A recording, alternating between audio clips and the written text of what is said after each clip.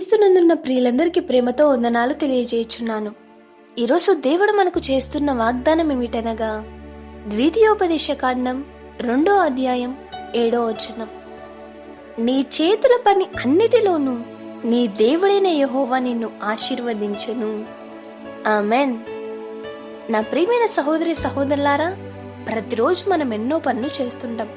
మనము చేస్తున్న ప్రతి పనిని దేవుడు సఫలపరచాలని, మనము చేసే ప్రతి పనిని దేవుడు ఆశీర్వదించాలని మనం కోరుకుంటాం.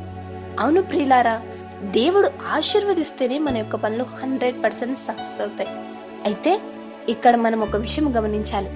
అదేమిటంటే ప్రియులారా, ఆశీర్వదిస్తాను అని కాకుండా ఆశీర్వదించనని మనం చదువుకుంటాం. అంటే దేవుడు ముందుగానే తన వాగ్దానాన్ని సంపూర్తి చేశాడు. మరి అది మన జీవితంలో ఎప్పుడు నెరవేర్చబడుతుంది అంటే మనము దేవునికి ఖచ్చితంగా విధేయత చూపించినప్పుడు ఈ వాగ్దానం మన జీవితంలో నెరవేర్చబడుతుంది. కాబట్టి ఈ మాటలు వింటున్న ప్రియమైన సహోదరి సహోదరులారా, మనము దేవునికి విధేయత కలిగి జీవిస్తున్నామో లేదో ఒకసారి మనల్ని మనం పరిశీలించుకొని ప్రార్థన చేసుకుందాం. మహా సర్వాధికారివైన తండ్రి, సర్వోన్నతమైన మీ నామమునకు స్తోత్రాలు చెల్లిస్తున్నాం. మరి ఒక నూతన దినంలోకి మమ్మల్ని నడిపించి మీ మాటల చేత మమ్మల్ని బలపరిచినందుకు మీకు స్తోత్రము ప్రభువా.